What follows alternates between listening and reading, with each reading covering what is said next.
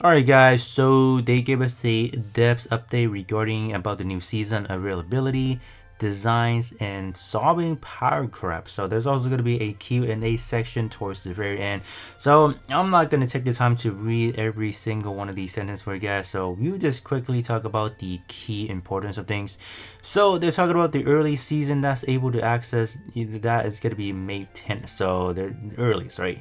They're talking about it's going to take approximately 42 days for a server to unlock that. So they gave you guys like an example. If your server was created on April 12th, for example, it's going to be until May 24th before the player from that server can access it.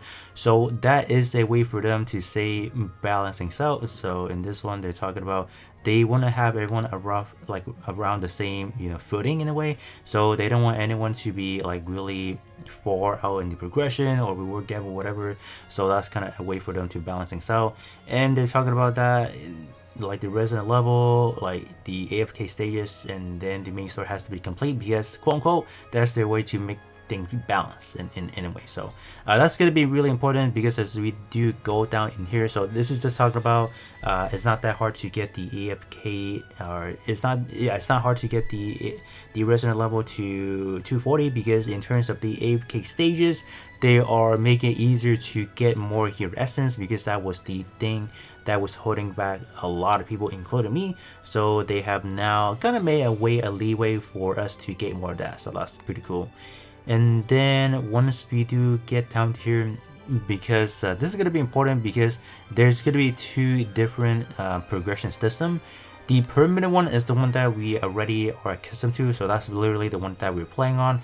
So that's why they really emphasize the resident level, the AFK stages to be completed, because that's kind of like the stepping stone into future seasons, because that's going to be how things are gonna pretty much going forward, because that the permanent progression is pretty much like our baseline in essentially, right?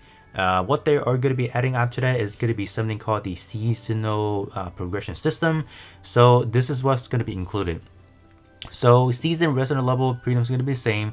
They are going to be adding one hero skill per seasonal, so that's going to be something that resets, so you cannot keep that after the season, and you can unlock that after you hit 51. And then class equipment, they are going to be reset after every season, so we have that. And then the season artifacts, so they are going to be introducing 8 new season artifacts in each season. They can be obtained via various stuff like the a season journey and various game mode, and then they have that. This one is cool. They're adding something new. This is completely brand new. It's called Magic Charm, and essentially it comes in 5 different qualities. You can collect 3 of the same quality to activate hero's special ability, and at later stage of the season you can actually customize your hero stats. So to me, this is probably the biggest W I've seen, because that's kind of a way for you to make your hero a little bit more unique. So I'm definitely up for that. So we just have to wait to see how that actually works, right? And they're talking about all the resources needed for the seasonal progression system are available for free, so you don't have to worry about, oh, a free-to-play or a pay-to-win player is going to be massively outdoing the free-to-play. So you shouldn't have to worry about that. And they are talking about season after season, so it's kind of like a continuous story for Magister Merlin to continue its new journey. So that's why they're talking about season after season, playing across the decade or something like that. So it's pretty cool. So whatever in store for us for the next season should be a continuation of the Magister's Merlin's journey, right? They're also talking about the season last 4 months, so we have that. So that's quite long. So I do wonder how the story is gonna play out. If that's gonna be that long, should be quite interesting. They are talking about, even though the season may have ended, let's say you join the game late, you don't have the opportunity to enjoy that, don't worry. They have something called the Temporal Nexus, which is essentially like a way to view archive stuff. So you can view those independently, so that's kind of cool. So if you play the game a year from now, 2 years from now, you can still access some of the older stuff, so it's cool. So they have that. In addition to advancing the storyline, they're also going to be dropping numerous limited time events on a regular basis that right there, in terms of the limited time event, they're not going to be locked into let's say you having to reach like your resident level 240, hitting the AFK stages 1125. So they are something that players can access regardless of where they are. So that's definitely pretty cool, because if they are locking that to a specific, you have to unlock everything then play, that's going to be unfortunate. But they're making sure that it's going to be user friendly in a way, right? So that's pretty cool.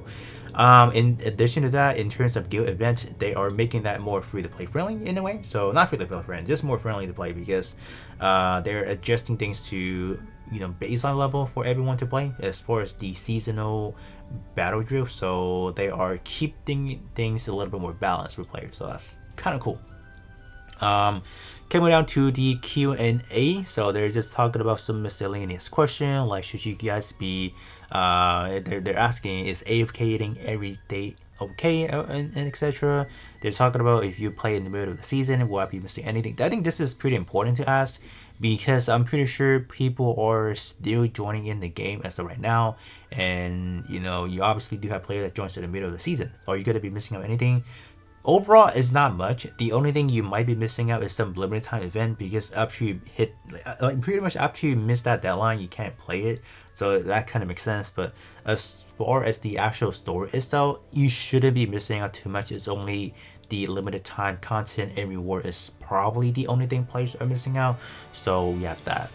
And then some other one to talk about. This one they're mentioning, let's say the seasonal story chapter is tied to a seasonal progression. If you don't play whatever, like what happens after it ends? So they're talking about the story chapters in the temporal nexus are not affected by the seasonal progression, so that's fine. What other things to talk? This is interesting. This one right here, they're talking about, will resources be refunded for resets content at the end of the season? So that's something they actually would give us more detail on that. So it's kind of interesting how that question actually brought about. So that's kind of interesting. This one is also very cool as well. So this one is targeting the cross server friend system. They are talking about they will be adding more, something called the dynamic district.